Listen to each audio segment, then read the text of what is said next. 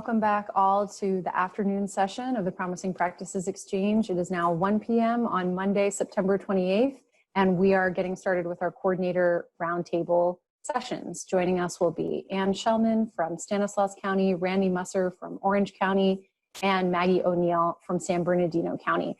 I'm going to take us through just very quickly our online meeting agreements. We had a chance to glance at these this morning, but I just want to run through them and highlight a couple of things before we launch into our robust afternoon discussions. We're asking that if possible, folks turn on their camera during the discussions, but we are always going to allow for bandwidth issues and for personal needs. If you've got too much going on and you simply can't get that camera on, that's no problem. Remain available to be on mic. Do try to use that raise hand feature so that the facilitator and who's ever supporting the facilitator, for example, I'll be in Ann's session, kind of helping out with managing the chat and making sure that we get contributions covered where possible. And make sure that you use that raise hand, and then we'll have you be ready to get on mic. And be mindful of airtime. And then the final one is have fun and have a little grace with one another. I think what Randy and Ann and Maggie have prepared today is really exciting, and they're both really timely conversations. As Missy mentioned this morning, we want a couple of themes to sort of percolate these discussions. One of them is the transition to hybrid remote online learning.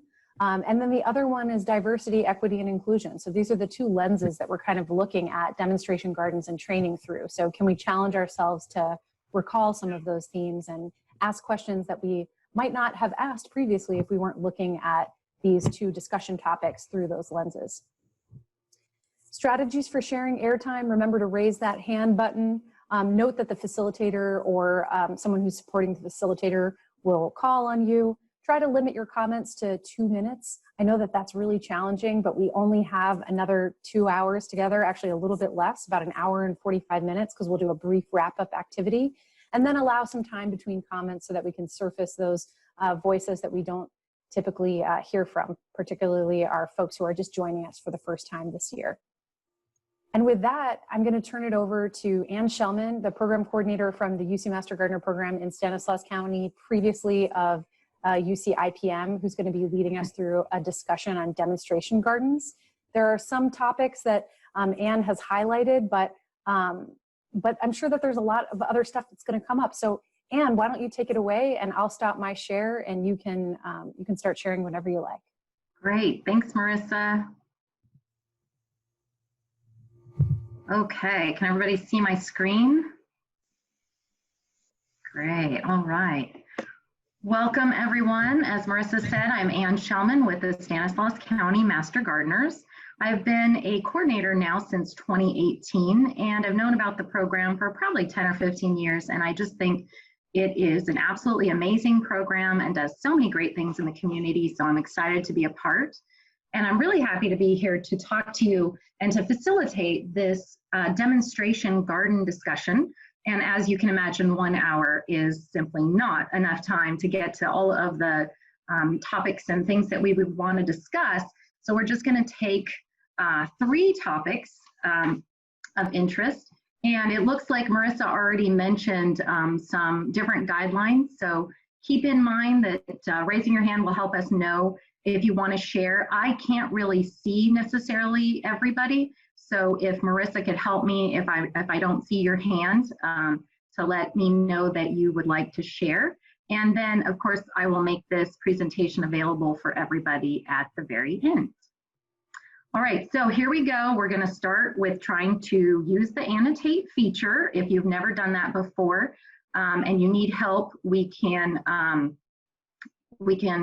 help you there. But before that, in the chat box, go ahead and write your name and your county, the name of your demonstration garden that you're going to be telling us about and focusing on, how old that garden is. And then if you're like us in Stanislaus County, where I'm just going to be a big sponge and soak up all the good information I can from you, if your county doesn't have a garden, tell us that too. And I can see the chat here. We've got Mimi in the Sonoma Ecology Center. Maybe she wants to tell us how long that's been around. I know sometimes it might be best to type all 4 things and then hit enter so we can see it together. I guess we should have thought of that. but Mimi's got a garden just being installed. Judy McClure in Sacramento, Fair Oaks. If you haven't been there, that's a great place to visit. 21 years in San Luis Obispo County as well, Garden of the Seven Sisters. Jerry has just signed an MOU in Calusa. Sherry in Mariposa has got a native plant going on. So look at all of these different gardens, and if, depending on what county you're from, if you don't have one, look around and see who is next door, especially if you're just starting out, but also if you're kind of getting like, things are getting stale around here, we need something new, where can I go to get some new information? So thanks for that, and I want to keep all of that in the chat later so that we can capture that. All right, so we're going to talk, like I had mentioned, about 3 discussion topics. So I'm going to go ahead and tell you what those are. Marissa already mentioned them, but we're looking at everything through the diversity, equity, inclusion lens, especially with the must-have physical elements in consideration. So tell us things that you're doing in your garden or that you think should be done in a garden to make sure that everybody is welcome. And then BMPs, or best management practices for education and outreach in an outdoor setting. So what are some tips that your garden employs that really helps you? And then volunteer management tips. What are ways that you keep your gardeners and your volunteers interested and working in the program? Okay, so now we're going to do some work.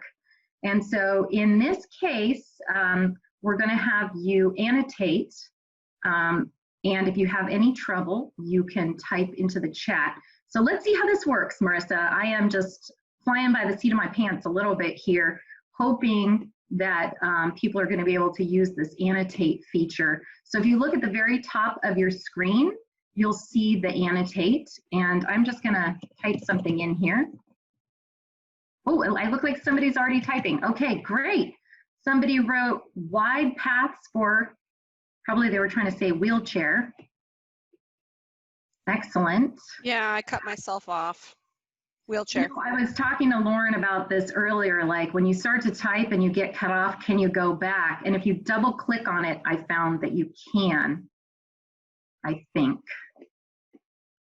So we're going to take 15 minutes for each of our slides, and this one might take a little longer because folks are trying to learn how to do this. Personally, I love a little bit of, you know, some accents going on here. Hand washing station. Okay, that's really great. That's really good as a comment. A logo to identify us. Materials in the pathway. ADA compliant beds. That could be really important. See, these are some things that I know in Stanislaus County we're trying to think about.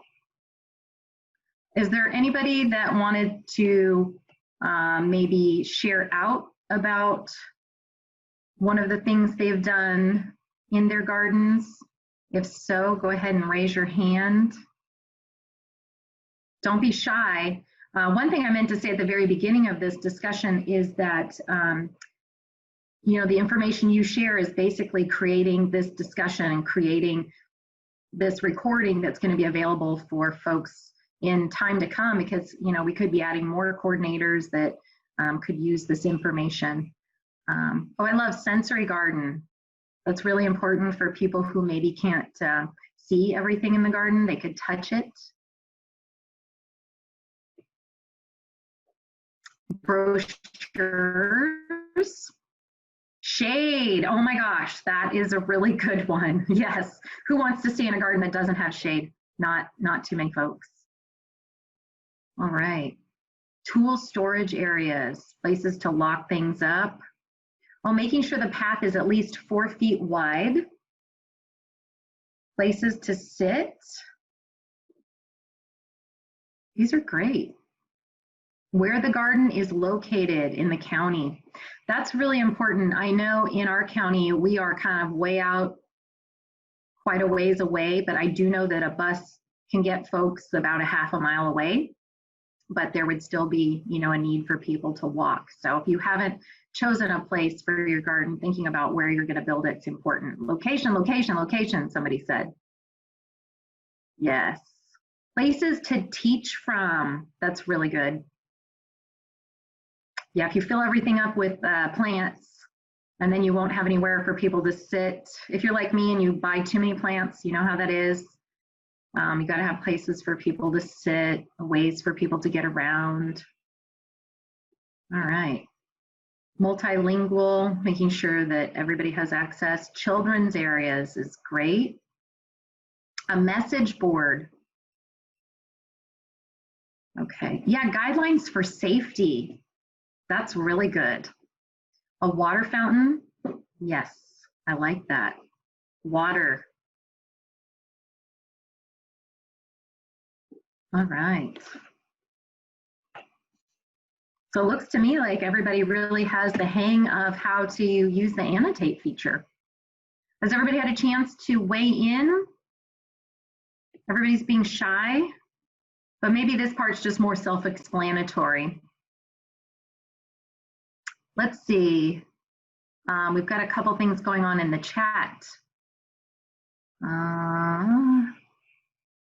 Okay, so there's more information that's going on, and somebody wrote that they would love to hear from someone else. So that is great, because that's somebody that you could reach out to learn more about what they're up to. And if we have time, we may have folks share out a little later. So I'm going to move on to our next slide. So if you haven't finished writing up your comment, I'm going to give you about 10 more seconds.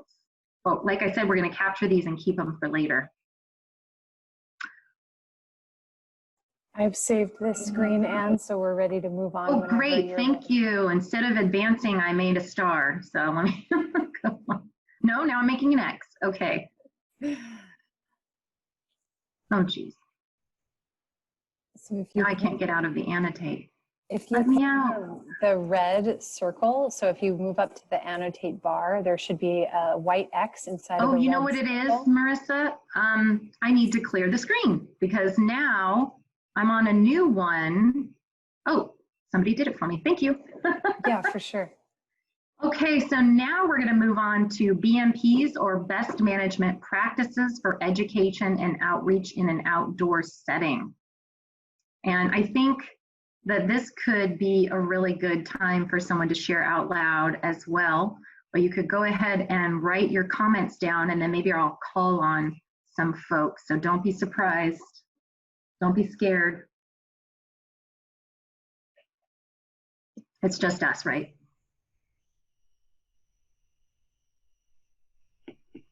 Best management practices. So this is going to be, yeah, education and outreach, and how you can best reach people.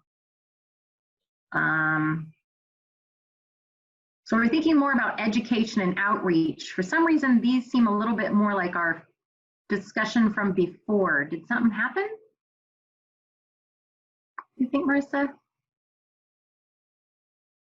Oh, I've cleared all the drawings, so I just cleared them okay, again here we just go. in case, and we'll see if we can't. Thanks for kind of redirecting us. So yeah, it sounds like it wasn't quite. Maybe it was from the former one. Okay, so Missy wrote, informal language that speaks to the audience, non-experts, 4th grade reading level. So that's really good to have information out there so that if it's a demonstration garden and you're not there, what can people do? Sherida wrote, printed material for attendees. Oh, and now it goes away after you guys write it, and I don't know who wrote everything. A good sound system, that's really important. So while you are talking, visual aids, a good sound system. So thinking about ways to make sure that that outdoor setting works for people. Shaded areas. So I really do think, I know that Judy had mentioned when they started their garden that it was really important to have a pavilion or an area for people to sit and to have enough space for your expected amount of people that are going to come. So good seating arrangements, experiential learning. Who wrote experiential learning? Tracy, do you want to share out a little bit about that?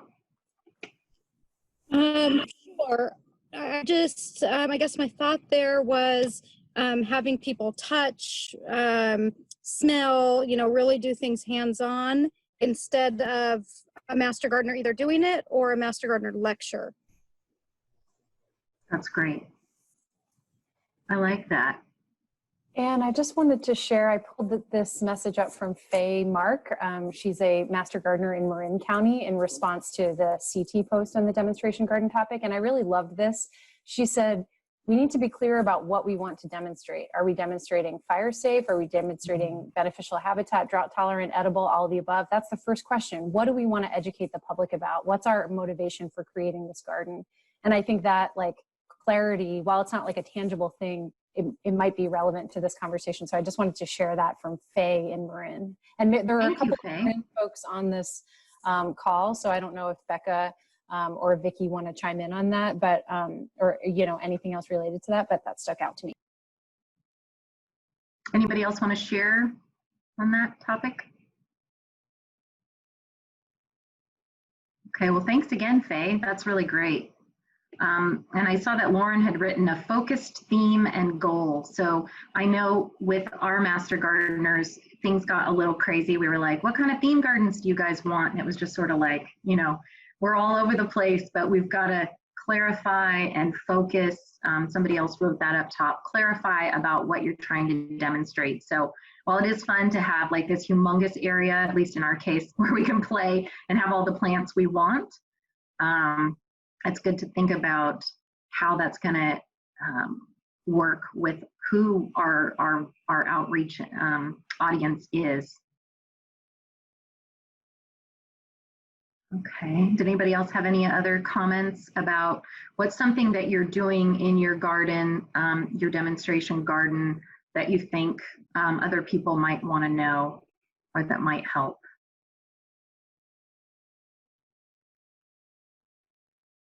Let's see, who am I going to call on? Scott, can I pick on you?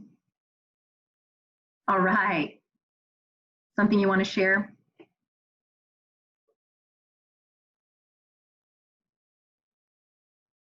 Looks like you're still muted. Oh. Is that better? Yes. Yeah, as soon as I get this unmuted, a 747 is going to fly over. Oh, no. I forgot you live right next to the airport.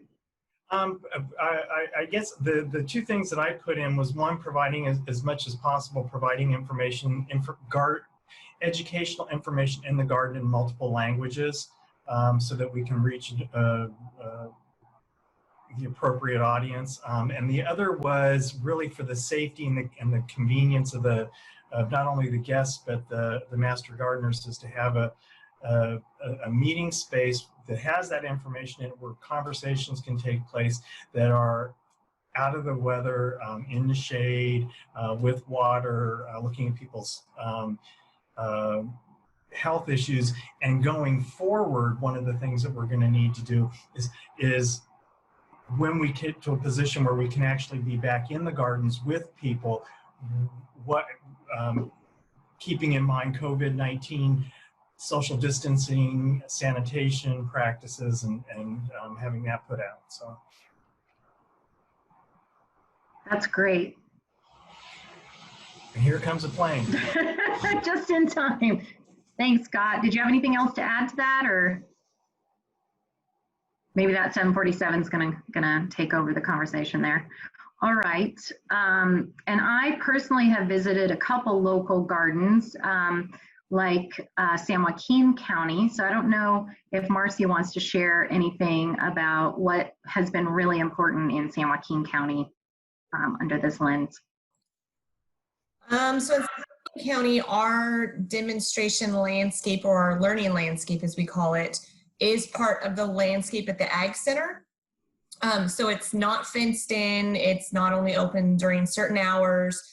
So we had to really make sure that when people that are visiting the Ag Center, because we also share the building with the Ag Commissioner, Office of Emergency Services, so there's lots of trainings that go on in our county building with different departments, different county agencies. making sure that we have signage explaining what each section is, if this is the pollinator section, Mediterranean, California natives, as well as having the individual plant signage. And it might not be on every plant, but it'll be on every cultivar. So you might have to walk around to find, a sign on a same plant in a different part of that section. But just making sure that there's information, our kiosk has information that's current and updated, not old classes listed. The brochures in the kiosk that we have 10 brochure holders, and we just make sure that those are seasonally updated with timely topics and or issues that we're having in our garden. So voles, we'll even print up just laminated copy machine signage to say this is vole damage and we're currently dealing with voles in our garden. Go check the kiosk for information on voles or ground squirrels. So they might not be the fancy signs like our permanent signs, but always just, a stake with a laminated piece of paper saying, these aren't weeds, this is a cover crop in our edible section. And then explain, what a cover crop is so that people can learn without having to have master gardeners out there. Our walkways are water permeable walkways, so explain what that is. So just lots of signage to educate people because more people are out there than times when master gardeners are out there with people. Well, that's a great comment. And especially the part about, that there aren't always master gardeners out there to explain everything. Really important. I know as somebody who's wandered botanical gardens, I feel really frustrated when there is not a sign for something that I want to know about. Yvonne is raising her hand. Maybe she has a comment. I do. We do not have a demonstration garden currently. We're in the process, but I have toured many other people's gardens, and I really appreciated several gardens I saw, like Fresno, and then we used to have one here at Copia that have interactive signs. So they actually give you an activity, like, flip this over to find out what larva this belongs to, or something like that. So that people who do tour the garden when nobody's there actually have some interaction with it. Go feel this plant. Is it fuzzy or soft or whatever? So you can kind of get people more engaged in the garden even when you're not there. I love that. That just inspired me to think of like a scavenger hunt you could have for kids that could be posted and then they could do it with their parents. So I'm sure somebody's doing that. Yeah, they had a really fun one that was like a spin the wheel, and it was like a two-way wheel where it had the food item and the butterfly or caterpillar that went with it. So you could spin it around and see which pollinator is this or things like that. So it was really fun. I'm sure they're very expensive to make because they're full color. But I think you do some adaptations, and I've seen also ones a little lower cost where they have just numbers, but then they have like a kiosk where you pick up a laminated sheet that says number 2, look at this or whatever. So a guided walkthrough kind of thing. Great. And I see Judy wanted to make a comment.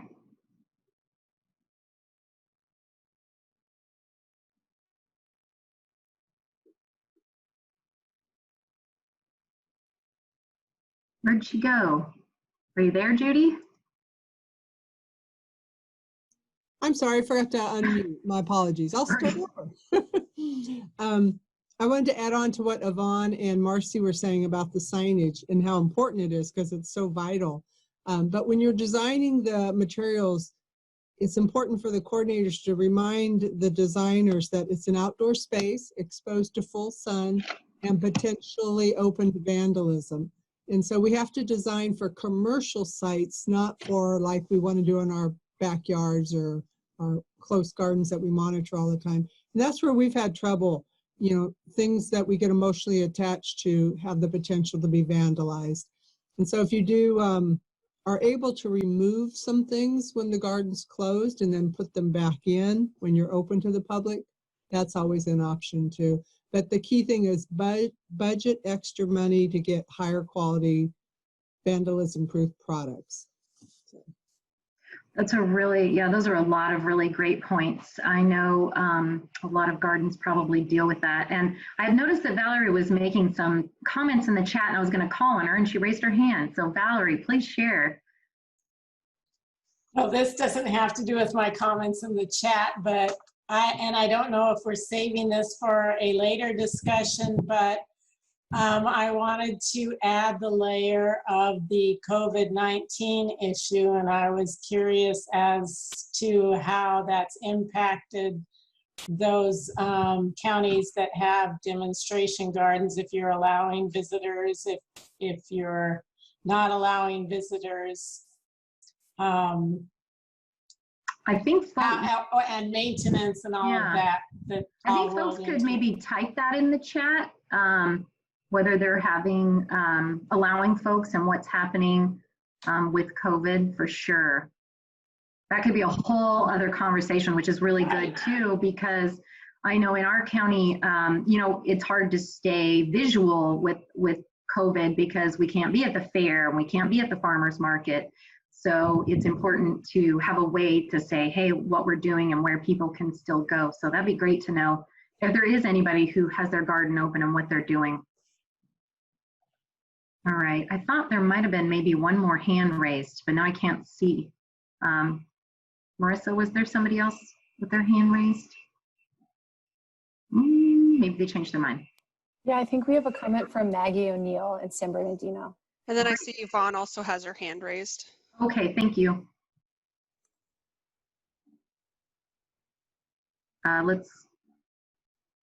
Maggie, did you want to share first?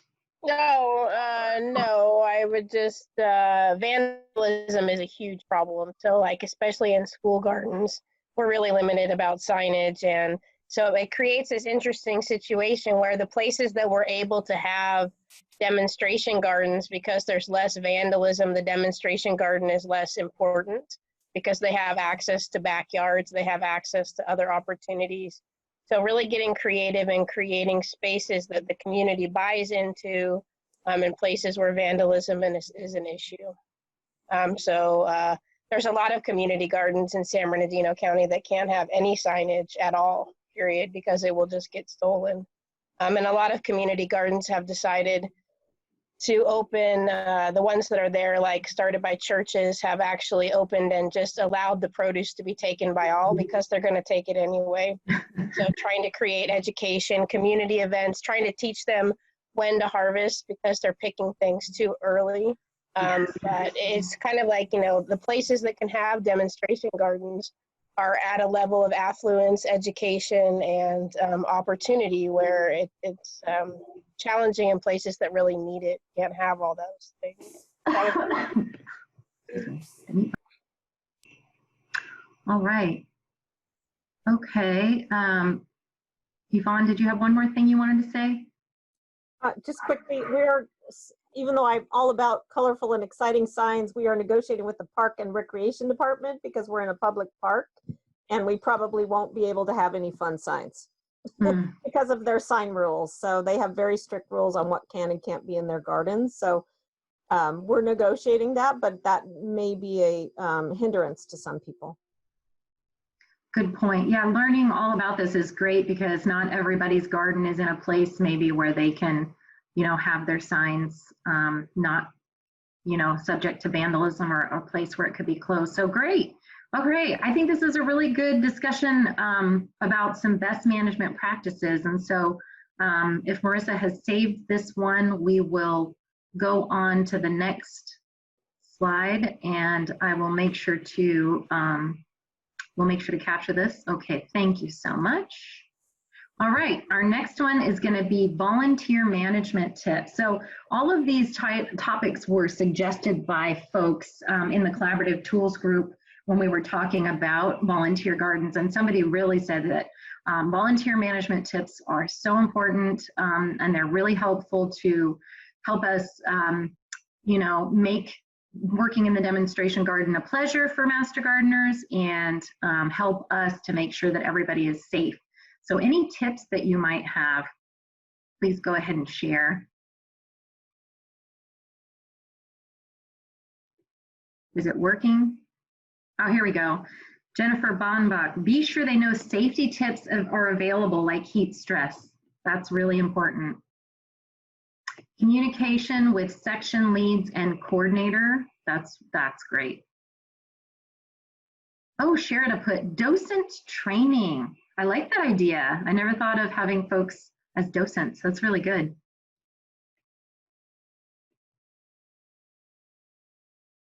All right. Okay. Having veteran master gardeners give garden orientation to new master gardeners. That's great. Creative job descriptions, making sure volunteers understand the process. All right. Oh, wow. Sometimes master gardeners think they're helping, but dig something up that looks dead, but it isn't. Yes. So that's great. Communication is important for sure. Marissa, I like how you put your name there because it would be good to know whose comments are what because they kind of go up so quickly. Unfortunately, I think my name will go away the next time someone else puts an arrow up, but I see. But I'm not sure. That's a Zoom feature that I haven't tested out. But maybe someone else throw an arrow up there. Should do that. But it's okay. I'll just ask who did what. I did happen to see that Jen said, remind them that maintenance isn't our mission. Did you want to comment about that at all, Jennifer? Jen? I think that in my county, in my counties, sometimes they think that all they should be doing is maintaining the garden. And I know that that's an integral component of a demo garden, but I don't want them having all of their hours going for that because that's not our mission. We're not a service organization. We're an educational program. That's a really good point. All right, we've got some hands raised. Let's see. I can't see who they are though. Marissa, can you tell me who raised their hand? Yeah, we have Valerie from LA and Dawn from Alameda Contra Costa. Okay, great. Oh gosh, look what I'm doing here. Okay, let's have Valerie go ahead and then Dawn. I don't think I raised my hand or I okay, sorry. That's okay, we'll move on. Dawn, did you raise your hand? Yes. All right. Dawn raised your hand. And so my comment that I put on the thing in little tiny blue letters is that I think you need constant reminders that a demonstration garden is a public facing activity. I know that master gardeners, I think I put in the chat, we have eight demonstration gardens throughout the 2 counties, and they're very, very popular because people enjoy, the master gardeners enjoy the social connection, which we all know is imperative to have a strong organization. But sometimes I think they spend too much time visiting with themselves and forgetting that what they're doing is trying to make a laboratory where people can come and live, outward looking event. When I looked at I did a couple analyses recently of our demonstration gardens, and I know that Missy in earlier talks has talked about outcomes versus outputs or inputs. And in terms of inputs, our volunteer hours for contacts, it's the most expensive project that we have in my Alameda and Contra Costa counties. Most hours for a number of people that we report as contacts. So I'm not sure if that is a contact reporting piece. We also know that there are other ways to measure effectiveness, but I think it's really important to constantly remind the master gardeners, this isn't a little social space for people to engage with each other. That's important, but the bigger picture is educating the public. That's really good. I have seen situations too where even like at a farmer's market booth, they might get a little too excited about talking to each other and not realize, people are passing by and to interact. That's really great. Okay, now I'm going to pick on some of you because I know you have good stuff to share. Denise. Oh, Randy raised his hand. Let's have Denise. I'll let you prepare while Randy goes first since he raised his hand. I can't raise my hand virtually since I'm a co-host. So I wanted to throw in. I just happened to see you. I wanted to throw in that in one of my demonstration gardens, there were multiple raised beds that had individual themes, and I thought it was the way they had arranged it before I got there was that there were like 2 or 3 master gardeners in charge of each bed, and then there was a lead that would coordinate with them when it was time to swap out for warm season versus cool season vegetables. So she was coordinating the whole thing, but that ownership that they had over those beds was really key to the whole process.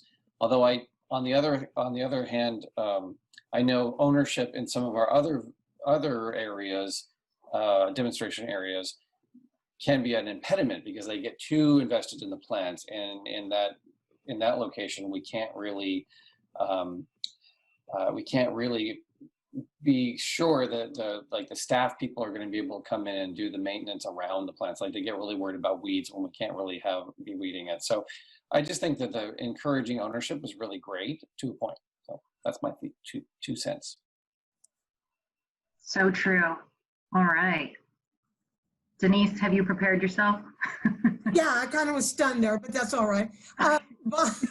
Volunteer management, again, depending on the size of your organization, some can be smooth sailing and others can be a larger. With the Garden of the Sun in 25 years, we have a lot of people who have ownership, and there are pros and cons, as Randy said. But what I've developed over the period that seems to be working is we have 3 garden managers.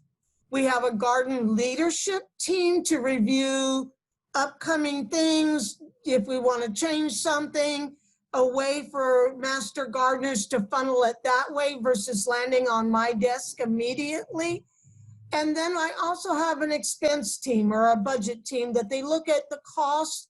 And when you said, Dawn, that effectiveness there, that is phenomenal, because I'm also going to start having them start look at what are we getting for the bang for the buck, because our MOU is coming up now. So why do we keep a 25-year garden? Is that effective? I know I shouldn't say that out loud, but we're asking those kinds of questions. Good point. Yes, when there's any kind of funding involved, we always have to ask ourselves, what are we doing, and recheck it. That's great. Okay, did some folks, I was going to pick on a few of you. Rosa, do you have anything to share? I was trying to see if there's a couple of people who. No, we really don't have a demonstration garden. We do collaborate with a couple of gardens like UCR Botanical Garden, but it's really not something that we take on. We also have the Grow Lab, but again, that's not open to the public. That's like for master gardeners and trainees to go in there and learn. One of the things that we do have, because we have a number of different gardens in there, is that we have seed masters that focus on a specific, say certain vegetables that we will grow for our plant sales.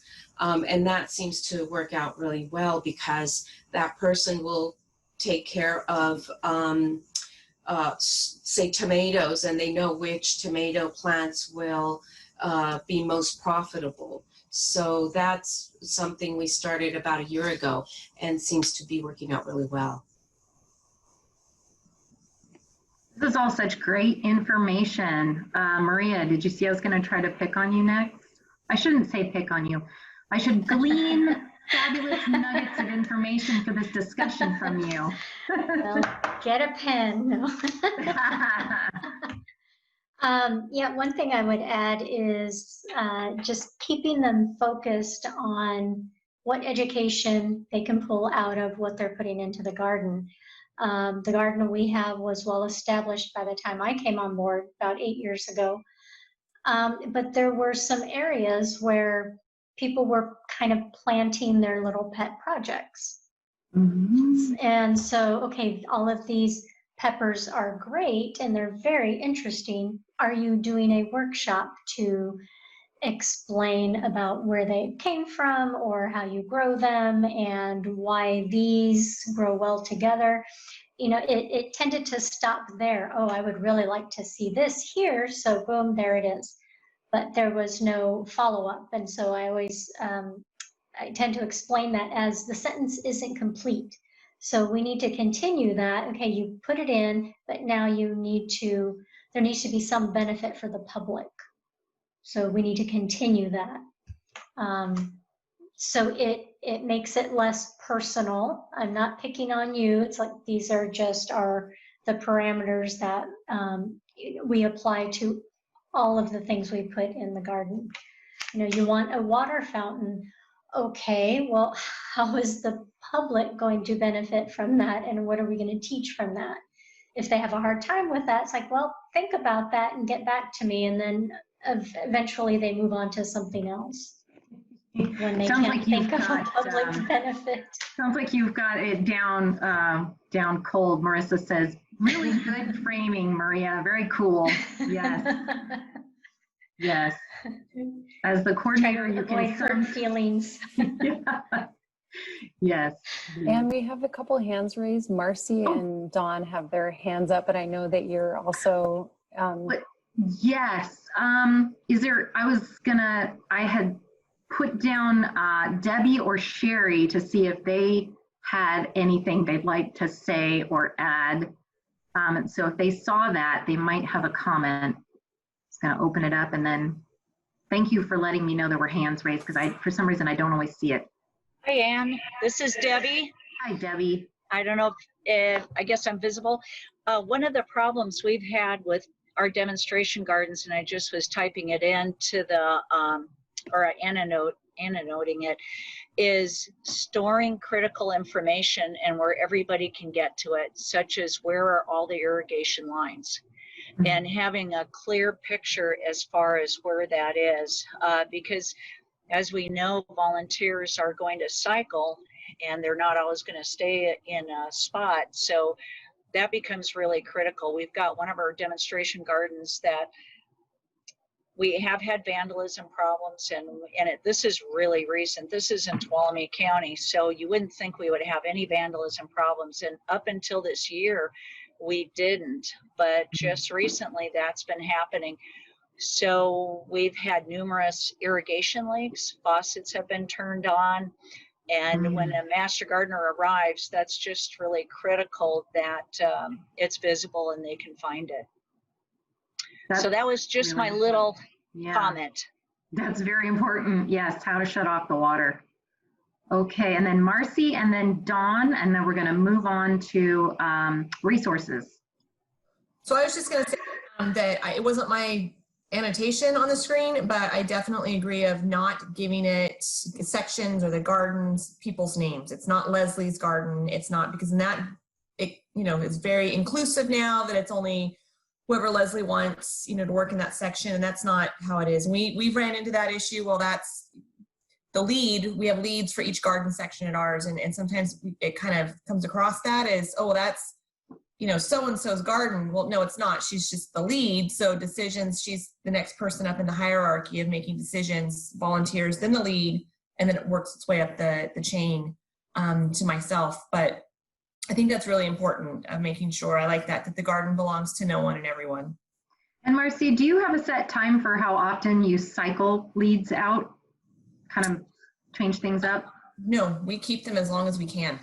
That was what I was wondering, because maybe not everybody likes, to do a certain thing, and you may just have this one person. So I can see how it ends up being so-and-so's garden instead of. Right, which that's the bad thing, but you try to find somebody that doesn't take that approach to where they're over-dominating in a garden or something. So that's the tricky part. But we have sections right now that technically don't have a lead. And they're harder to manage. It's nice having a person that's in charge, that knows everything, that can train new people when they come on. If here's the irrigation lines, this is what we're planting, here's the key to the valve, here's the irrigation system, everything like that. So that's great.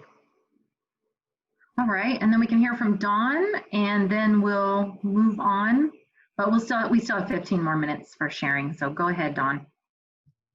Something Rosa said made me want to go back to the framing of, like, why are you having a demonstration garden? What are your goals? And being clear about that. And what her comment made me think about is the demonstration garden can have multiple things that it does. I mean, the first thing is education. How can we use the demonstration gardens to connect with the public? But if you have a large enough site, it also can serve as a place for fundraising. And if you have the right people in your office, there's also a possibility to connect with some advisors for doing research. So I think in terms of building a really strong demonstration garden, if you can think about folding in a few other things, that's going to make you have a stronger project. And then communication. What are you doing in your demonstration gardens? Are you using that for social media? Are you using that in your public-facing newsletters? How are you tracking what's done? What are you demonstrating? How are you capturing it? How are you communicating it to the public besides in the moment? Okay, Dawn, I thought, you kind of stole one of our slides that we're going to talk about. So it was almost a perfect segue, except I guess I moved. You know how it is when you're going to do a presentation and you change your mind at the last minute and you move a slide. So I did have a slide. Doggone it. Okay, hold on a second. We guys. do have one hand raised from Judy. Maybe we can take Go ahead. Judy's Yes, comment that'd be great. while we're getting situated. Judy, did you have something you wanted to add? Yes, I wanted to piggyback on what Marcy was saying about the project leads. Over the years, when I've talked to different coordinators, one of the main concerns they have is, what do you do when you have a master gardener who's so energetic but is too powerful? And people don't want to work with that person anymore because they're not open to ideas from other volunteers. So I think it's, as coordinators, it's our responsibility to put a structure in place to begin with. And what's worked well for us is a delegation plan. We still have trouble with powerful master gardeners, but we have a delegation plan, and it lists things that they need to delegate out to their fellow master gardeners. And if they start doing too many of those things themselves or tell me they're going to do those things, I say, no, you can't. You have to delegate it out. And I will often give them names of people they can specifically ask, or I'll ask the people. And I think that's our role as coordinators to make sure we run interference for that. And it also gives you an out when someone does become too powerful and you need to remove them. You have that structure in place that you can point out was not being followed. That's my 2 cents. Love your 2 cents. I'm like a sponge and now I'm overflowing. So I'm going to have to end up watching this all over again, I know, because there's so much good stuff. What Dawn was talking about, I think, was a little bit more about this slide, which is like, now that we can put it all together, go ahead and start typing on what exactly demonstration gardens are, as far as, what are you wanting to see? What are you wanting the public to see? What are you wanting to happen with master gardeners? So it could be a little bit of a repeat, but all of this is so great. And then if you want to share about it, please go ahead and raise your hand. Judy was asked by Danica if she'd be willing to share an example of a delegation plan. This is really good. Tracy had mentioned have an IPM plan in writing and refer back to it. So this is really good. Well, these are great suggestions. All right, so where we can do hands-on workshops. People can be inspired. Yes, that's great, Marcy. Love that. Jen, people go to relax. I like that. Okay, come on, you guys, break out of your color. Try purple, orange. I'm just kidding, it can be hard. Oh, having a plant sale, that's a great place for that.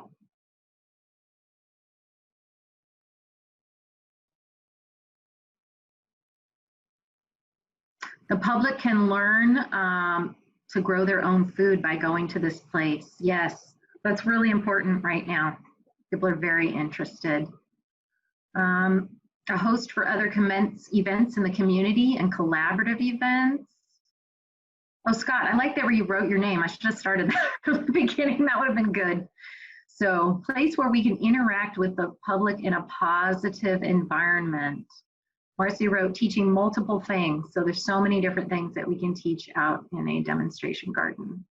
Oh, volunteer recognition celebration. What a great idea. I didn't see who wrote that, but great. Oh, Julie wrote to get kids to fall in love with the gardening and the outdoors. I love that. Sherida wrote, people come to help select landscape plants. So a place where people can learn about plants and know what they want to do. And I like Marissa's comments that you could come and have a restorative experience. So for those of you that are really into nature, you know that it's a great place to fill your gas tank, restorative.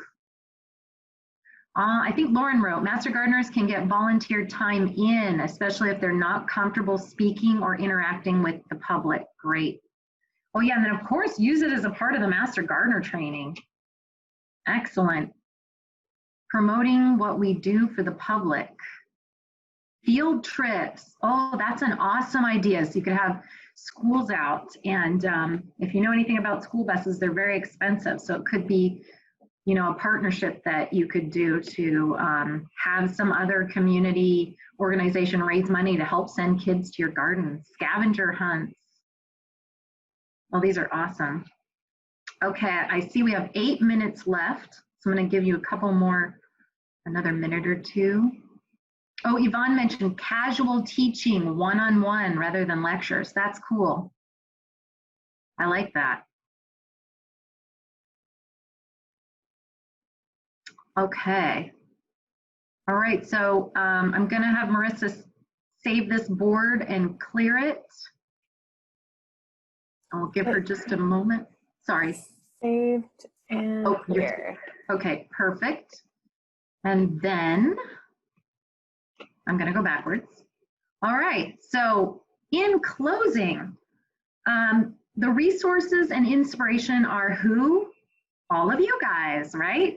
So I hope that you found a program or a practice that inspired you.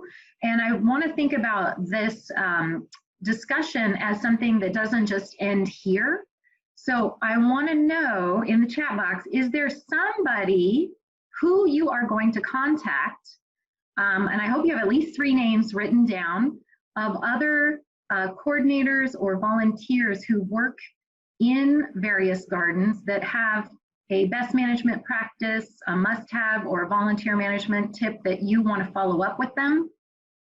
Or if you're neighbors, you know, a way that you guys could meet and have a tour and talk to each other about what's happening in your garden and theirs. And then if you have a plan, so I know I'm putting a little pressure on you guys, but think about when you can contact someone. So I have already contacted and talked with Judy and Marcy and Denise, and I am still planning to talk to probably everybody else on this list at some point to get different tips from you guys. So thank you all so much.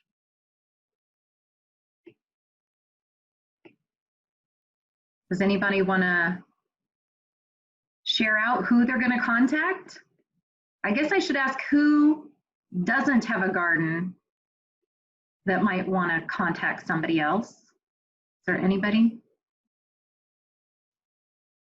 Well, we don't have a garden, but I'm really excited to one day have a location and resources and volunteers to get it all to come together. So sometime in the next year, I will circle back to this recording and these notes, and this will be really helpful. Great. So thank you for facilitating this. Thank you. And I see that Sherida's going to contact Mendocino. Marcy's group visited Sacramento and Fresno. Danica said Santa Barbara is working on MOUs for demo gardens. So cool. I personally, you know, there's so many of us, it's so nice to kind of get to know everybody, especially since we can't meet in person, and to kind of connect names and faces and who's doing what and building relationships so that we can learn more from each other. So thank you, everybody who shared. Anybody else have anything else they want to share? And yeah, I think that is the end of the slideshow that I had for you guys. So I finished a tiny bit early, just in case you want to, I guess, grab something to drink or take a quick break before Randy starts. Thank you, Anne. Yeah, we can take about 4 minutes if you want to grab a drink or take a quick break, and then we'll meet back here at 2 to get started with Randy's discussion. So we'll see you back in 5 minutes. All right. Excellent job, Anne. Yes, Thank truly. you. I really Thank you, liked. Randy.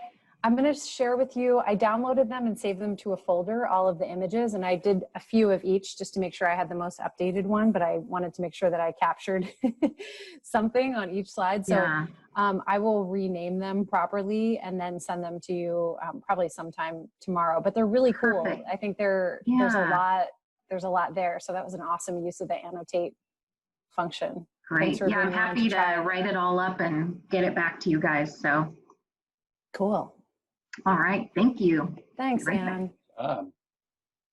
Maggie, you good? Do you need, it's the same thing as before, so you're good, right? Yeah, I've just printed up and I'm gonna go grab from the printer the the Word doc that you sent. But yeah, same format like last time. I'll drop questions in the chat. Yeah.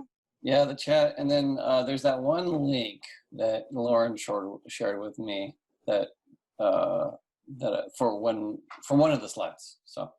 Okay, and that's in your notes, yeah? Yep. Okay, yep, no, perfect. And let me go grab the thing, but I have it pulled up on my screen also. So. Great, thank you.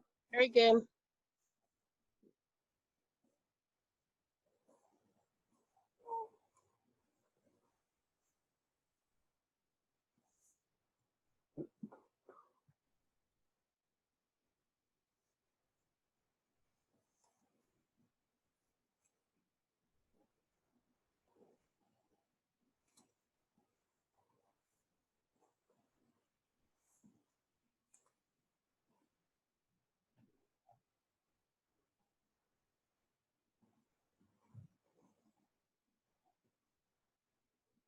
I found my typo, Randy. I'm fixing it right now.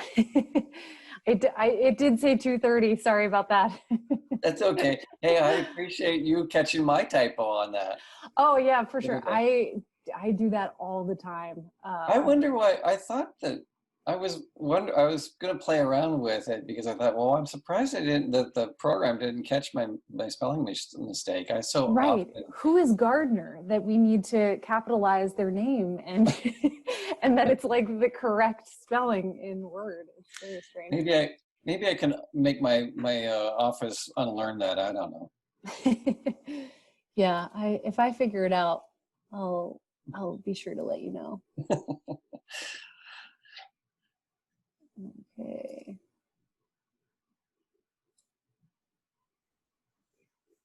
Oh.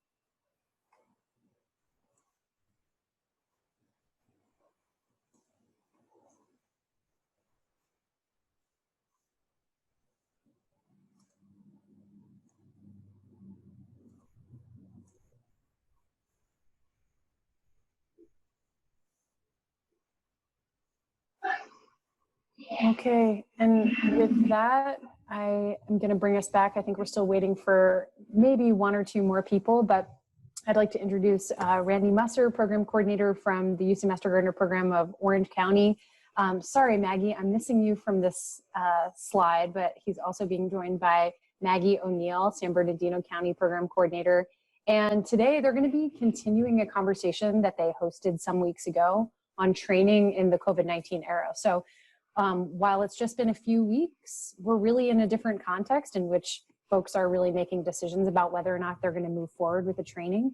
And even if you've decided that you're not going to undergo a training for the next program year, I encourage you to stick around because I think that there's something in this conversation for everyone. We don't actually know what the landscape is going to look like 1 year out, 2 years out. And I think it's really timely that Randy and Maggie are offering this conversation today. So If you're interested in discussing course structure, course content, engaging and supporting trainees, organizing and teaching hands-on activities via Zoom, and I feel like Scott, you may have a lot to say about this in our conversation in preparation for a blog that I wrote about some innovative training techniques that you were using in San Diego County. I feel like you're going to have a lot to add here, and I'm sure that others will be able to jump in, but I'm really excited to listen in to this conversation.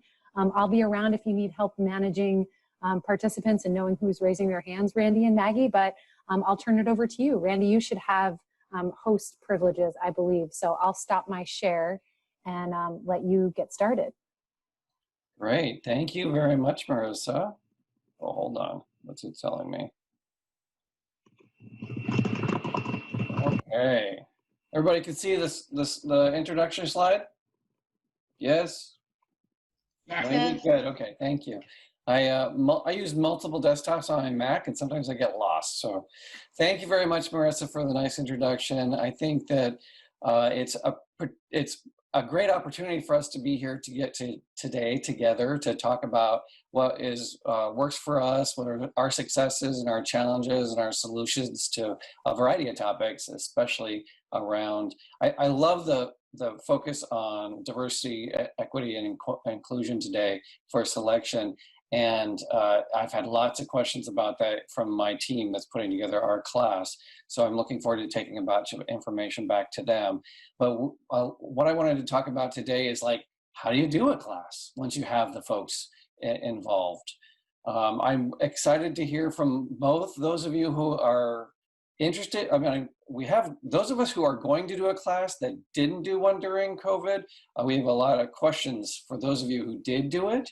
Also, there's probably some ideas about how you're going to do it in the future, you know, how you're going to do it coming up that I want to hear about, or that we'd love to all hear about, I'm sure. And so with that, I want to also say that my master gardeners who are working on the class are so curious. They're often saying, Randy, can we find out what everybody else in the state's doing? And I have to tell them, actually, that's really hard to find that out, you know, to go out there. It takes time to bring it all back. So this is a great opportunity. I think that I'm going to be using more of the CTS groups for more questions too as we go along. I learned a lot when I got caught up on some of the discussions about training class when I looked at that recently. Hold on. Okay, how do we do this? Here we go. So here's our agenda for today in this discussion. Just a quick introduction that I already did, and then we're going to talk about meeting roles, guidelines. I'm going to have some opening questions to get our mind started, get our juices flowing, and then I've got 4 discussion questions that we'll talk about as we go along. I'm the leader of the meeting today, so I'm going to introduce the topics on the agenda and try to keep things to the agenda. Maggie is going to be my trusty co-host, watching the chat for questions that come up. Maggie, feel free to interrupt me, and she's also going to help us keep on target with the time. And today's guidelines for this, it's pretty much the same thing. We are recording it. I do really want to share this with my master gardeners. And please try to be concise, as Marissa has mentioned earlier today. We might use a parking lot today if we start down a tangential topic. And if that's the case, maybe we can follow up on parking lot items in the CTS groups, our CTS group. And then, of course, if you have additional input, like if we don't have a lot of time today, so if you have additional input and doesn't look like we're gonna have a chance to hear from you, please go ahead and put that in the chat and we'll save that. And also, please do use your raise hand from a participant panel. That is really helpful.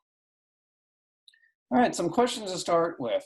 Maggie, if you could drop the questions into the chat so that people can answer them, and we can also see where we're at in the chat from what questions people are answering in the chat, that would be really helpful.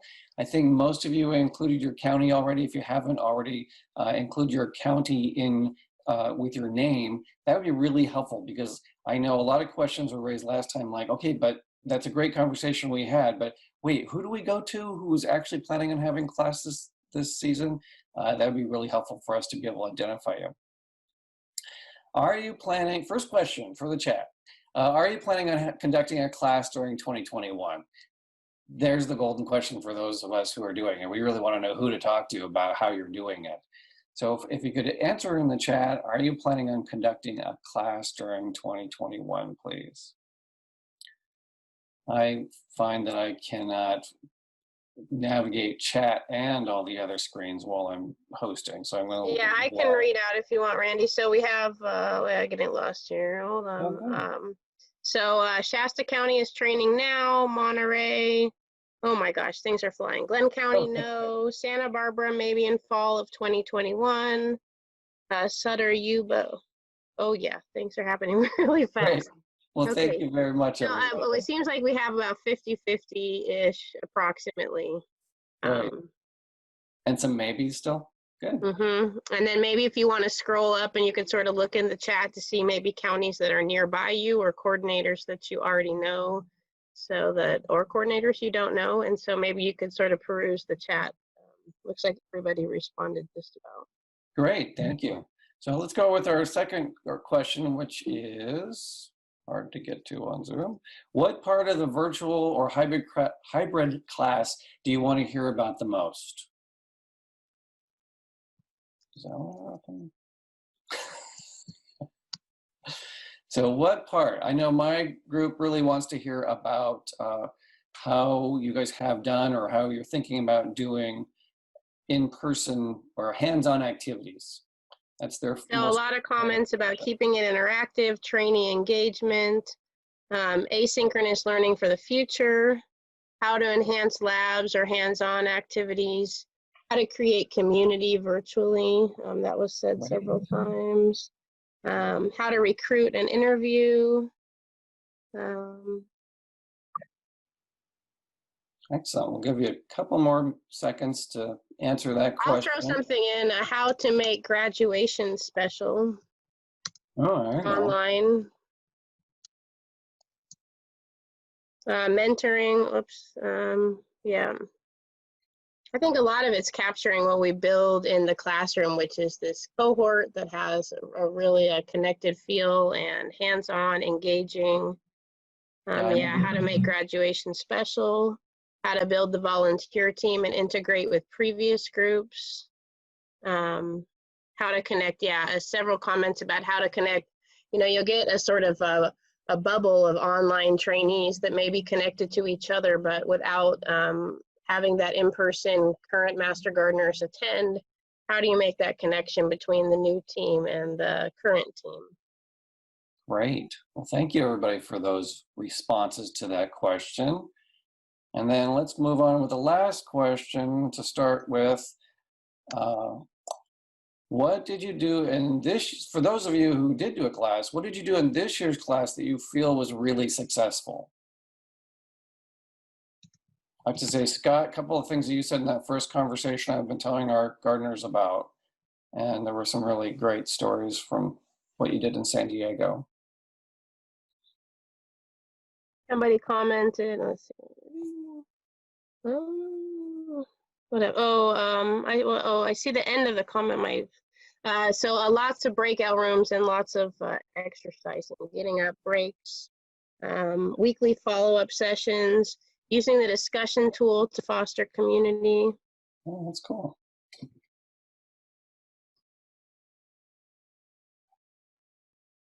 Come on, some of you that did classes, what was really successful? What did you think was maybe a surprise, something that you thought went really well when you didn't expect it? Because I'm sure many of you were expecting a lot. Well, I mean, you did suffer a lot of disruption from COVID like we all did, but maybe there were some things that were surprisingly a success for you. Here's some comments like from Scott, is labs, interactive lectures, supporting non-class interactions, helping transition the current volunteers from in-person to online activities by trainings.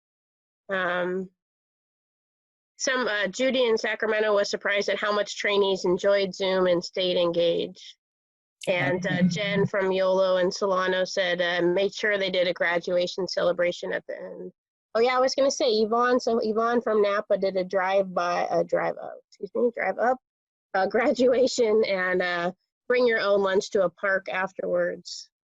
So that was for graduation. That's really helpful. And I want to say thank you, Maggie. I really appreciate you reading some of these out because, you know, in the recording that I want to share with my volunteers, that's really helpful. They won't be able to read the chat while we do it. So thank you very much. Oh, and then some people, and I think this is interesting, we've had in San Bernardino, you know, in every class, there's always people who have to cancel partway through because personal commitments change. And with COVID, there's new personal commitments. But a lot of, Anne said that in Stanislaus County, they kept everyone, and Master Gardeners, Master Gardeners later told me they wouldn't have let me cancel the training anyway. Yeah. That's great. Oh, and then there's a comment about Scott's flower dissection lab that he did, and there's a link there to that in the chat for the statewide blog post. I'm looking forward to seeing that. All right, well, thank you very much for the input, everyone, and the slides. So here's a little preview of what the discussion topics we're gonna discuss today. How did you plan, how do you plan to structure your classes? This is the kind of thing, what I'm thinking about is like, if you are meeting together during a certain day, are you doing in-person lectures? Did you have somebody, have your trainees watch a video when you're going to discuss it? Did you do that flipped classroom thing? Are you going to have some time for mentors and breakout rooms? Like, is there a structure of your day that worked really well or that you're planning on doing? I think that's one of the places that we're a little bit hung up right now in Orange County is we're still working on like, what do we have to cover and what do we want to cover different than last time? And we haven't quite got to how that day goes. And I think they kind of work off of each other. I find that somebody needs to know the topics and then I need to know the structure. So it's kind of a little it's good to have that feedback. What will be the nature of the coursework? And by this, I mean, like, is it going to be all in-person lectures on Zoom? Or is there going to be, is just homework going to be reading? Like in my county, we just did reading and had a study guide for homework. Perhaps now we'll have more videos, do more asynchronous and that sort of thing. So coursework, how are you going to present that? How did you or how will you do hands-on activities? That's really intriguing for me. I'm wondering, I know some of you distributed packets of materials to your trainees. I want to know how that went and what you thought of that. And then how did you or will you utilize mentors? Are you planning on it? Do you use mentors in your classes? Those are the questions that we're going to talk about today. Can I throw something in, like as an overall, just something to keep in mind for this? And not everybody county is as large as San Bernardino, but many of them are large. And I got several questions early on. Our training class is starting on Saturday, and I got several questions early on. If activities were to resume in person, would the class resume in person? And one of the reasons many of our people applied is because of it being online and us having such a large county. So us transitioning to an in-person partway through would be a really sort of unfair and a disadvantage to people who applied because they're really remote. So when you think about enriching things with in-person things, maybe just keep in the back of your mind that some people who applied are applying because it was online. And so you may end up excluding people without a good, reliable transportation, or people who are caring for children or caring for somebody. So just when you do, I always get excited to offer extra layers. And then, and it kind of goes back to this DEI as well. Sometimes those extra layers can exclude people rather than including them. So keeping that in the back of your mind as presenting, this is going to be online and remote. Just be careful about adding those extra layers and that you're not excluding people who don't have a car right now or who are caring for someone or who are really far away. So just keep that in mind. Great, thanks a lot, Maggie. That's a good point. So I'll introduce each of the questions in order. We have about, I think, 6 or 7 minutes for each question. So we'll probably have time for 2 or 3 answers to each of these questions. And then if you have more input, please feel free to put it in the chat. All right, so let's talk. The first question is, how did you or how do you plan to structure your classes? I'm going to stop share so we can just see each other. And by structure, this was where I was talking about, like, how do you plan on structuring the day? Do you have a lot of homework? Do you do it all asynchronously? What do you guys, how did that go for you all? Go ahead and raise your hand if you want to talk, or just for the first talk here, or for the first person here, just unmute and start talking. How did you structure your class? Did you do, I was actually encouraged by one of the most encouraging things that I heard when I was considering whether or not it was a good idea to pursue this at the beginning of COVID was Neve Quinn had done a presentation to San Diego, and she told me she had a 3-hour presentation, and they had been in a presentation prior and they were in a presentation afterwards, and she was just surprised at how engaged everybody was. So and she said it's probably because it's Master Gardeners, because she teaches a lot of people like pest management company type employees. And so she was surprised at the difference between teaching those people that do this for a job versus teaching people who are learning this because they want to and because they're volunteers. So, but you know, because she didn't think that people would want to be on Zoom that long. So what are you guys thinking about how you're going to plan on the classes, or how did you plan your classes or run your classes that worked or didn't work? About, like, was it a 2-hour Zoom day? Somebody, come on, I know you want to talk. We have, oh, sorry. Go ahead, Jen. So Randy, I'll go ahead and just address it really quickly from what we did in San Diego. And one of the things that I would definitely do is that the 3-hour lecture that Neve did, which was fantastic. She's an engaging individual, but in that we had interactive activities so that folks were able to interact. It wasn't just watching Neve. Although you could watch Neve for 3 hours and it'd be fun. But then in addition to that, we built in a lot of breaks. We wanted to make sure that we adjusted things. Our class typically went from 9 o'clock till 2, maybe a little later. But all of the different components, we tried to minimize them to an hour at the most before people would get a chance to get away, and that they were doing different things. We would have class doing presentations, we would have breakout sessions, we would have planes fly over. So really to know that people were going to have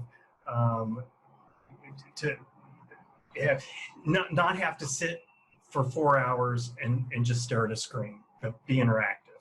So even during Neve's 3-hour presentation, there were other things that there were breaks, obviously, and there were other things they were doing. We had breaks during that. We didn't do a breakout session, but we had polls. People loved the polls. During her presentation, I actually had my mom and dad come out and talk about my mom's gopher attacking, but just different things like that broke up the session. That's great. Even just having another speaker in between there, that's a great idea. I see, Dawn, you have your hand raised. Yeah, don't I always? So Alameda County had only had 5 classes when we suspended our training this spring.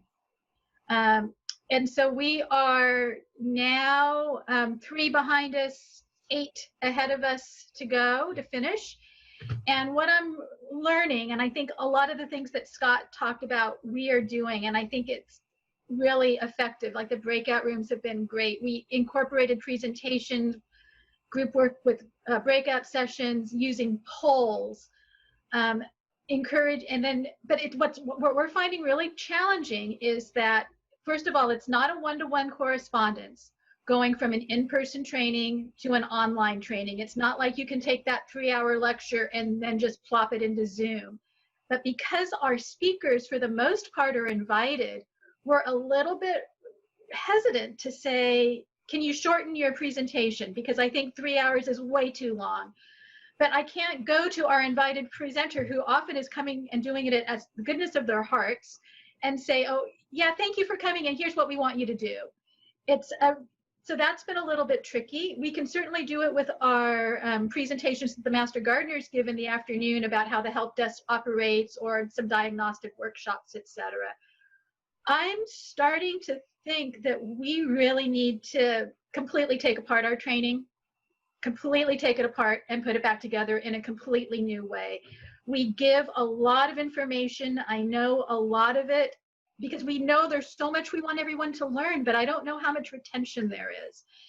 And it's just given me a lot of things to think about. I really like the idea of doing a hybrid learning like forever, because I think it really helps us with our diversity and our inclusion. If we can do some asynchronous sessions where maybe people watch a video or do an online thing, then they don't have to commit in a full day of their life to the Master Gardener training for months on end. And I think that will really help us bring in a broader spectrum of people in our county. To do that, we have to do some really deep thinking and really sort of do some right prioritization about what it is that we're doing with the training. Because I think we've heard this quote in a different context. I think we're trying to be a mile wide and an inch deep. And, you know, maybe we need to be a little bit more focused and then use continuing education to build out the skills and mentoring.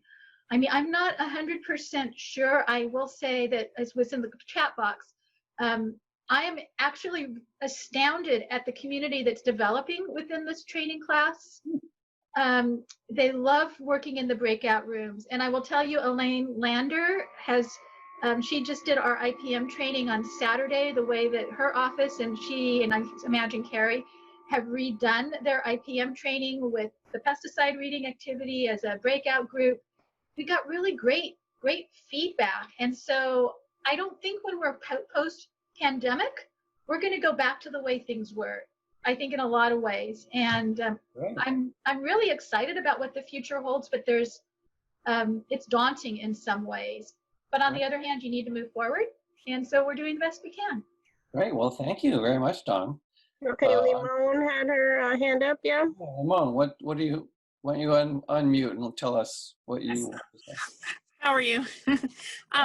So I just want to make a couple comments in that I absolutely went out to our speakers and said 3 hours is too long. Would you mind shortening your presentation? I gave them a couple of months ahead of time to do that, and they all were very receptive to that and said, no problem. We certainly don't mind doing that at all. So that I asked most of them to do either an hour and a half to 2 hours of the presentation. And we're now in the 7th week of our training, and they've been excellent presentations. I think I just felt like 2 hours was just, or 3 hours was just way too long for people to sit on Zoom. And I have the luxury of using Canvas because I also teach at the community college. So I have assignments in Canvas for students to do the extra time. And I've asked, I've told presenters if they have additional materials that they want me to show the students, I can load it into there and they can look at that. But all of our trainees have been really engaged, and I have way less students dropping out after, we're already 7 weeks in, and I have only lost one person, and they were like the first week because they got involved with, they were evacuated from a fire and it was too much for them to deal with. But that it's been really positive. I did some online discussion groups very early on where I asked them to post a picture of themselves or something that was meaningful to them. They didn't have to post a picture if they didn't want to, but just something that was meaningful to them. And I asked them to tell people what they would recommend that someone do if they visited their hometown, because we have a really large county area, and so there's a lot of people from all over the areas, and it was very engaging for people. And I really felt like it really started us off and started that kind of cohort of folks, and they seemed to really enjoy, chatting with each other and stuff. So that's really developed that. Well, thank you, Limon. That's really helpful. And your point about you being able to use Canvas is really helpful for, it's a good segue, because the next question that I wanted to cover. Hold on, yeah, so, Go ahead, Maggie. Well, what's the next question? Maybe this will be an answer to the next question. The next discussion question is, what is or will be the nature of your coursework? So okay, let me just, okay. Yeah, so then there was comments about using Canvas in the chat, using Flipgrid. I just attended the Ag in the Classroom conference, and they talked about Bitmoji classrooms, which I'm going to play around for our training class. And also there's a program called Ed Puzzle, where you can create YouTube videos that have questions inserted in them, and people have to answer the questions before they can continue, or they can skip. But so that's Ed Puzzle. There's Flipgrid, Canvas, and Bitmoji Classroom if you want to get crazy. Okay, and so somebody else has Ed Puzzle familiarity, and Padlet. Yes, Padlet. Thank you, Marcy. If you can you type those in the chat when you get a chance? Sure. All right. And then also, I was asking Lauren, I was concerned. I'm like, I personally want to stick to whatever the university is offering me, or whatever A&R is offering me. I want to stick in the little suite of programs because I hate to learn new programs. And I don't want to have a situation to happen where like I'm using the free version and then suddenly the free version is over and I lose everything. That actually happened to my director the other day. So so I talked to Lauren about this, and she pointed me to that campus extension platform. So when you get a chance, Maggie, if you could drop that link in the chat for us, that would be really helpful too. Because when I went there, I was like, wait, everything I want is here. I think, and and Lauren was telling me that is based on I don't know, I don't understand this stuff myself, but that uses Moodle to put things together. So I was like, okay, I guess I'm going to learn about Moodle. It's very similar to Canvas. It's a learning management system. And so Okay. it's the same as Blackboard or Moodle or, any of those that I've used them all. Randy, I'm so proud of you right now. It's Lauren. Thank you. You have anything else you want to say about that, Lauren? UCA&R does not recommend any one given tool or support any one given tool. I asked for them to buy in and give support so that in case, like, let's say Valerie goes out and puts 300 working hours into putting something online, and then all of a sudden UCA&R comes back and says, Valerie, that's not right. You should have used this one. So we asked for a recommendation. They're not going to give it. They said you can use what you want. My suggestion is to go with something like the Extension Campus. It's supported through Extension. It's where other Master Gardener programs throughout the United States are putting their work as well. And so we can go there. You can also, it also works well if you're going to charge for your class. It also works well at collecting money. It works with our BOC and BOCK. So that's already connected. So it takes some of the guesswork out of things if you don't have access like Limon does, already set up through a college, already set up through a registration, already set up through that. Extension Campus has a registration. It has a key code. It can be behind a firewall. It can be assignments released weekly. It can have chats. You can drop in links to videos. It can have a syllabus. You can really build it out completely all at once. You can build it week by week. Wow. Yeah. The other thing that you can do is that you can, once you've built it out, you can share it. So like I could share mine to our what's called Canvas Commons, and anyone else who has Canvas can download it and use it and make it their own. They can edit it or whatever. So if you did that in Moodle, you can do the same thing, or in any of those other learning management systems. Great. Well, thank you very much. That's really helpful. We're running out of time. I got to hurry up here. I don't want to miss some of the things here. The next thing, my volunteers would be very unhappy if I missed this. The next thing is they want to know how you structured or how you plan on structuring hands-on activities. Obviously, that's a big thing. Our labs, we added labs a few years ago and it just took off. Everybody loves the hands-on stuff. No wonder, they're adult learners. They want to do stuff, not just listen to lectures. So let's hear about how you structured hands-on activity in a virtual training class. Can I jump in again to just keep in mind one of our Master Gardener trainees? She said, can I clear a plot in my garden as a class garden space? And I thought, wow, that's so amazing. But it right away goes back to DEI and equality. But when we provide labs in the Master Gardener class, we provide all the supplies. But when somebody is tasked to provide supplies to themselves, it then sort of becomes an inclusive, exclusive situation. So so we are going to err on the side of caution and not provide labs that we can't provide support and the supplies for, because even, Marissa. Sorry, I can't raise my hand because I'm a host, but Maggie, I wanted to build on what you were saying. I live at a boarding school for art students. About a third of the students are on scholarship. So when we went remote, this was a big challenge. Like, what tools are students going to have in their home landscape that they're going to be able to utilize to make art? And so the faculty got together and they asked the students to, as their first project, put together a list of 100 materials that were around them. And then the faculty utilized those lists to come up with prompts and art making instructions that would ensure that students would have the materials that they needed. And I just thought that was such a cool and interesting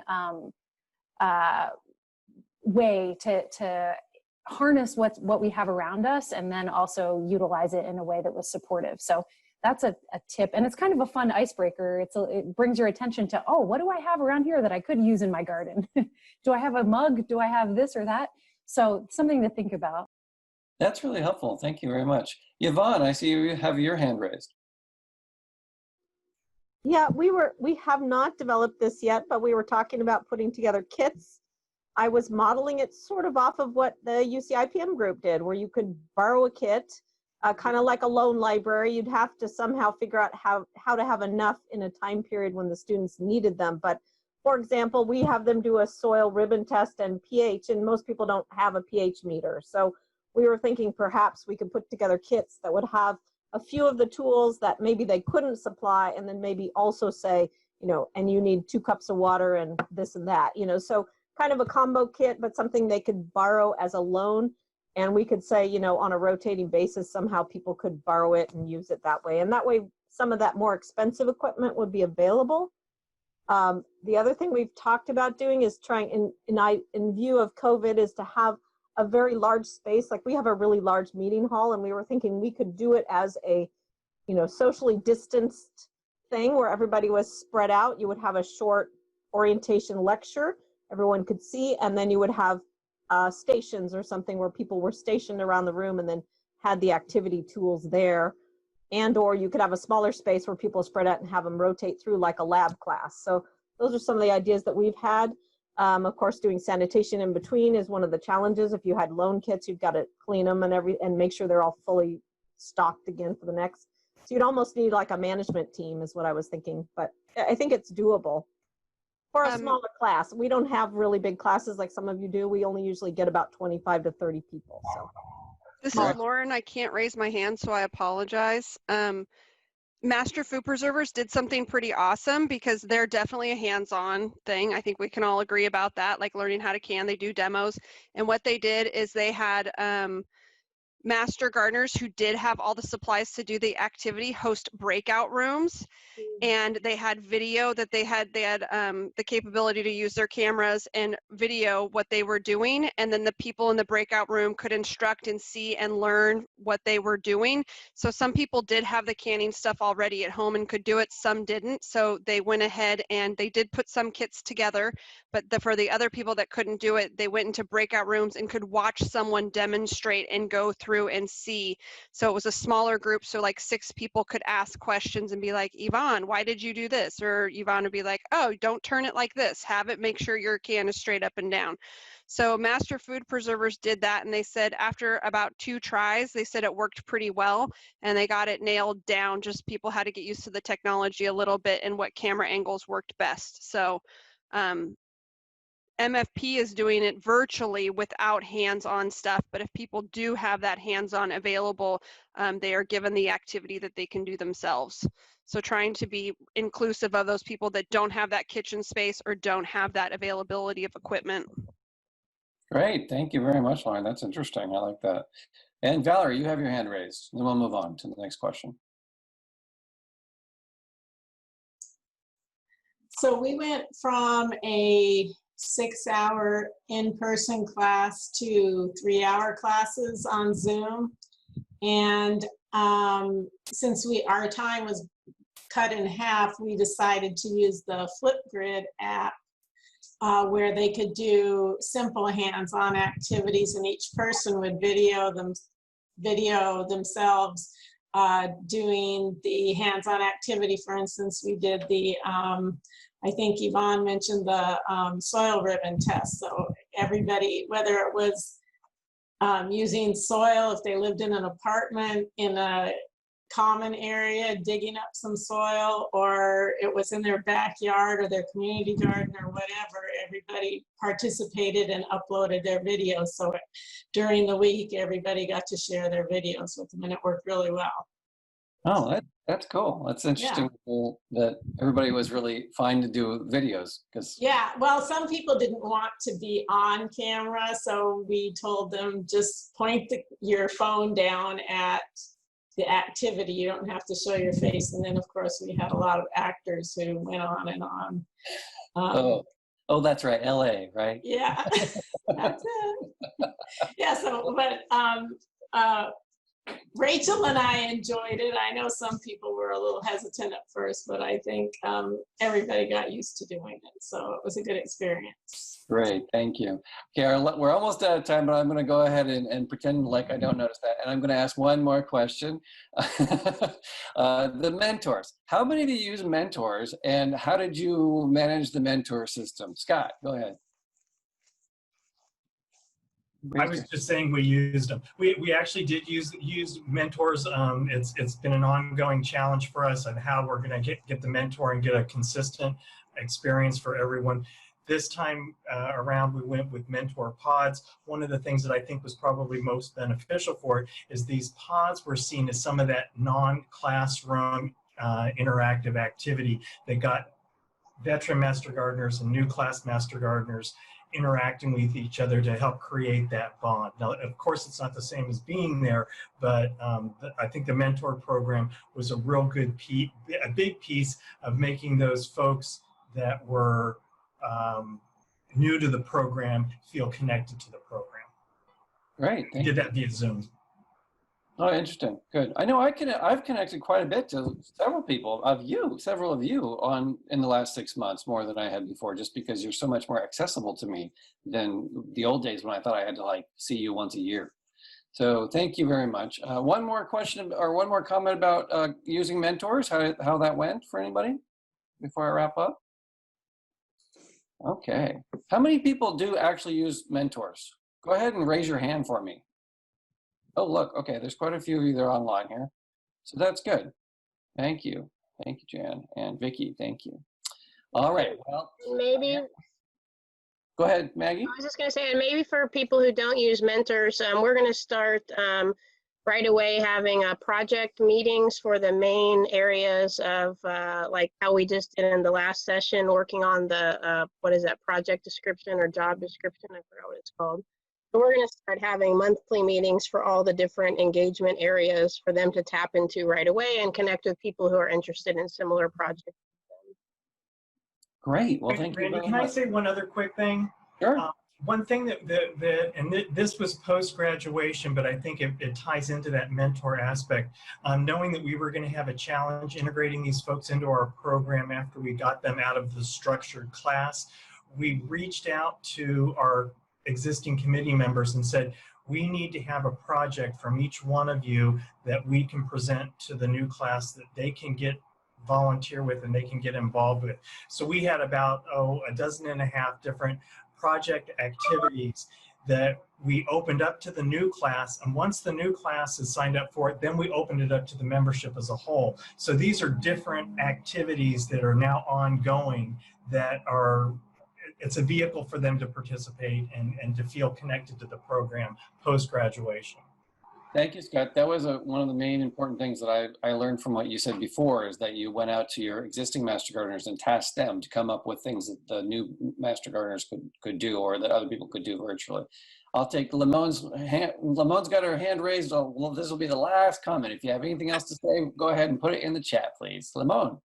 Rand, I invited all of our current master gardeners to join us for the Zoom lectures because it's really easy for them to come in. And so that I think has been a great way for the folks going through the current class to kind of meet existing Master Gardeners and, you know, maybe scope out someone that they can mentor or use as a mentor. So, and a lot of our Master Gardeners jumped at because they wanted to hear certain presentations from folks and just, you know, they're wanting to be involved. And so it's a great way for them to count volunteer hours, you know, because they're mentoring, you know, they're kind of helping and mentoring, and then also for them to be learning something new. So. Great. Thank you very much, Lamont. I know when I did my first class, I was really concerned. We had very little space in our room, but I wanted to involve a few other Master Gardeners from the existing Master Gardeners who wanted to refresh their course. But I was really worried about that. And I suspect I won't be nearly as worried this year. So thank you very much for Maggie for being my trusty co-host again. Really appreciate Tell that. 250 or 240? We have tell 240. Oh, it says 250 on the thing. Oh, I apologize. I had a couple of typos there. In the okay, did schedule. Vicky want to say? Vicky hasn't had a chance to contribute. And there were, okay, and there were. I can't unraise my, oops. Okay, and there were 2 unanswered questions that would probably be Lauren questions in the chat. And one was about would recordings be available for other speakers? And I forgot what the other one was, but Lauren, maybe if you wanted, there was 2 questions that maybe Lauren could follow up with in the chat that seemed like Lauren type questions. As Okay, far that's as it. other things, this is Lauren. Maggie, is it okay if I talk? Yes, ma'am. Okay, all right. So Extension Campus online, like I said earlier in the session today, I'll drop the link for it in the chat for you guys. Extension Campus, I'm managing a course called the UC Master Gardener Recorded Trainings. If people have one, they send it in through the survey at the bottom of the page. It talks about how to add a recording.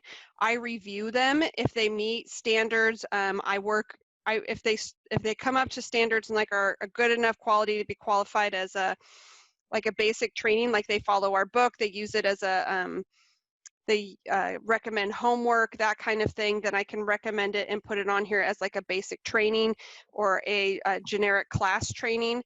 And then there's other things that are just kind of like a 1-hour thing here or there and just a certain topic. So I believe we have pollinators on there right now. So I'll put that on there as just a basic class. And then I do ask the speakers, do you have any extra homework? Do you have a quiz? Do you have any websites you would like to direct people to? And those kind of things go on there too. So unless people submit recordings, I'm not currently contracted with anyone to record anything. If you have something that you think you can submit, I know Janet Hartin had a couple things that she wanted to submit, so there are a few coming from her. And other horticulturalists with UCANR are aware that things are up there. I believe Karina Hathorn in Butte County had sent out something, gosh, I guess it was so far along in March, that had asked people if they had recordings, and she started collecting who had stuff, and we contacted them, and that's where this list got started at. So if you do have a recording that you want to put on here, all we ask is that if you have it and you have the speaker's permission, that you submit it, and we'll review it, work with you on it, and get it up there. Great. Well, thank you very much, Lauren. That's really helpful. So with that, thank you again, Maggie, for being my co-host, and thank you very much to the statewide staff and Marissa for helping us introduce us and get us going today, especially and for the whole day. It's been a great day. Thank you, Marissa. I'll hand it back to you. Thank you. Thank you, Maggie. Thank you, Randy. And I've seen some comments in the chat around mentorship, and I'm saying this aloud mostly to remind myself, but Extension Campus puts on a really amazing summer school for extension professionals like yourself. And last year, the University of Kentucky, I believe, shared some really cool research on comparing mentors versus mentoring teams. And I'm saying this aloud so that I remember to share it, and I'll make sure that I post a link on the Promising Practices Exchange page. But there's some really interesting stuff around creating teams of 2 or 3 perhaps current UC Master Gardener volunteers who would then have a cohort of new volunteers that they would mentor. So you get some peer sharing, and you also have a little bit more buy-in, and also it can satisfy the needs of both the mentee and the mentor in a different way. Mentors feel like they have another person who might have a different approach to teaching or coaching. And there's some interesting stuff. So I'll make sure to share that with you all. And then I'm going to share my screen one more time just to take us out. And again, thank you all for joining us today. I know it's been a long day. And I'm conscious of the fact that you all are spending a lot of time on Zoom. So it's really, really meaningful that you set aside this time today and engaged with us and with your fellow coordinators in such a deep way. And if you liked the discussions that Randy, Maggie, and Ann hosted, I hope that you'll reach out to me if you have a topic that you'd like to host a coordinator discussion on. This is something that we tried newly this year. Our first coordinator discussion was hosted in December of 2019, and it was all around onboarding or kind of like celebrating our new UC Master Gardener coordinators. We had 6 people who joined in 2019, and we had a really fun discussion between experienced coordinators and coordinators who were just joining for the first time, and they had an opportunity to ask some of those questions that mentees might ask of mentors. And since that time, we've had coordinator discussions on COVID-19, on volunteer recognition, and now on training in the COVID-19 era, looking at remote and virtual solutions. So if there's a topic that you want to get other coordinators' input on, please reach out to me. I'll help you with scheduling that and promoting that on our statewide page, and make sure that you can get those questions answered by the folks who know the information best, and that's your fellow coordinators. So this is our photo that we took earlier today. Not everyone is pictured here. We had the first screen because everyone on the first screen was sharing their video, but although we can't be together and have that cup of coffee and laugh and talk in person, we really hope that by social distancing and following all of the UCANR and statewide guidelines, we'll be able to be together once again in Tahoe next year. So thank you for joining us today. I'd like to one more time try that annotate function. I've got 2 closing questions for you all before I send you off with a post-event survey where you'll have a little bit more time to dig in. But I hope you'll turn on your annotate function. So again, go to the top of your screen, click on view options, click on annotate, and complete this sentence. One thing I feel inspired to try is, and this could refer to anything that we talked about today, from looking at your volunteer selection materials at the local level to growing your own leadership skills based on some of the resources that were provided by Maria de la Fuente. Are you thinking about how to shift your training session for next year or the following year? Are you thinking about your demonstration garden in a new way? So what do you feel inspired to try?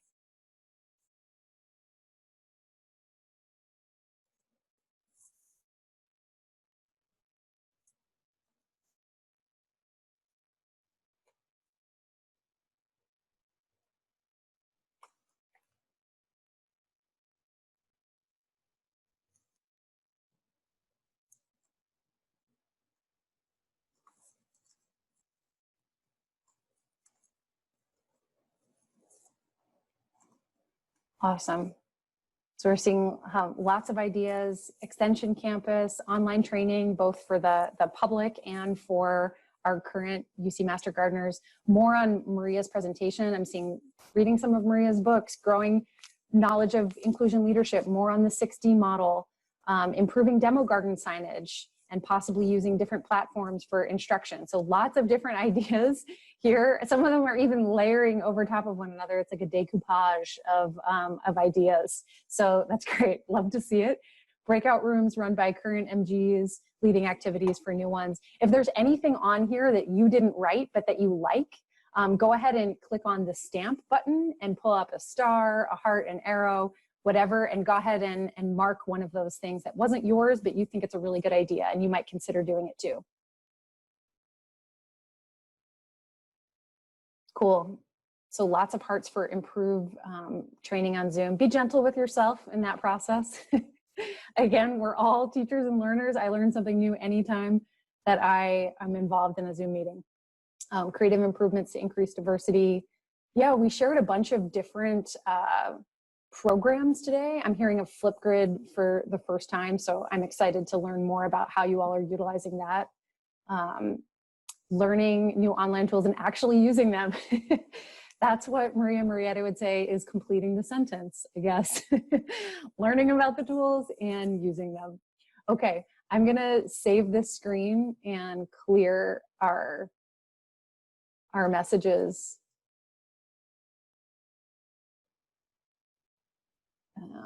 Okay, cool. My next question for you is, what questions do you still have? And again, if you're like, I'm still in processing mode, like I'm not sure all of the questions that I have, I am gonna be sending you a survey at the close of this presentation. It'll be in the chat. It's also gonna be sent to you via email. So you're gonna have time to add some additional questions that are still hanging out there for you. But if there's anything that's coming up for you right now, what questions you still have, please let us know, because if it's something that's answerable, we can get that information to you and make sure that we post it on the Promising Practices Exchange page. But if it's something that you're thinking might be a priority for future, let us know. So go ahead and use the annotate function or type into the chat. Oh, I think I said type into the chat. So let's stick with that, I guess. Yes, Randy, we are going to save this chat so you can have a copy of it. I will post the transcript. Any other questions? Glad to see everyone's face. I know, me too. Thank you to the statewide team. Thank you to all of you.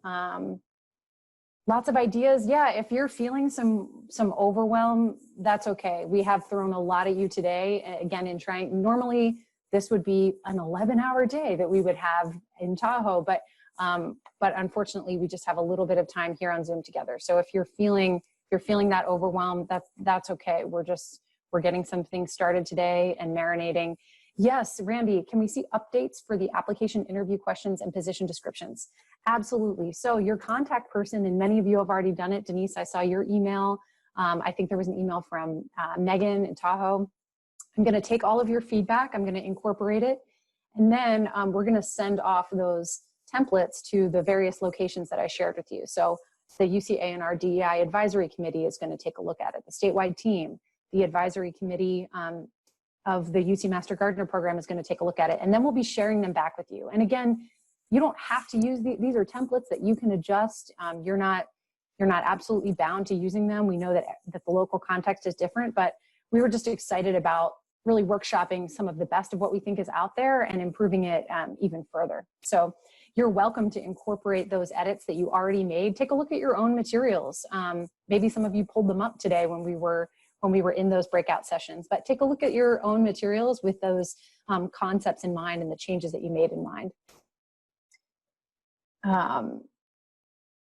Yeah, Marcy, great point. Don't be afraid to reach out to coordinators if you have questions about something you heard that was intriguing. So if someone said something about that demo garden practice that they have that they feel is really important and impactful, volunteer management in the demo garden, please reach out to one another and share that information, and also share back what you learn online on the collaborative tools page. We'd love to hear it. And finally, we want to say thank you from all of us at the statewide office. Even though we are a decentralized statewide office, we are together in our hearts. Please complete the 2020 Promising Practices Exchange post-event survey. It's in the chat.